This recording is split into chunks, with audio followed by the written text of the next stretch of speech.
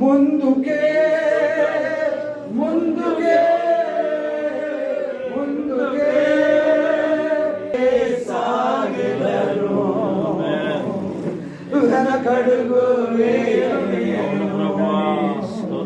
ముందుకే సాగెదను. ఎంతమంది ఎంతమంది నువ్వు ఆశించిన రీతిలో నా జీవితాన్ని మార్చుకుంటున్నాను.